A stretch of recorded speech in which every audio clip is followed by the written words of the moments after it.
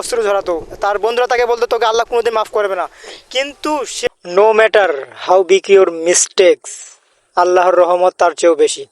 একবার একটা ছেলে, সে ছিল গরিব, তার কাছে টাকা পয়সা তেমনটা ছিল না, কিন্তু সে গরিবদের সাহায্য করতে পছন্দ করত। সে সব সময় গরিবদের টাকা পয়সা দিয়ে সাহায্য করত, যদিও তার কাছে ততটা টাকা পয়সা ছিল না, তবুও সে গরিবদের সাহায্য করত। কারণ কারণ এই সাহায্য করাতে সে আনন্দ পেত। সো একবার সে গরিবকে সাহায্য করে, এভাবেই তার দিনকাল যায়। কিন্তু একবার সে একটা অনেক বড় পাপ করে, অর্থাৎ একটা মেয়েকে রেপ করে। অনেক বড় একটা জিনার মতো একটা জঘন্য, একটা মারাত্মক লেভেলের সে একটা পাপ কাজ করে। এই পাপ কাজ করার পর তার বন্ধুরা তাকে বলে, বন্ধু তুই যে পাপ কাজ করছিস আল্লাহ কি তোকে মাফ করবে?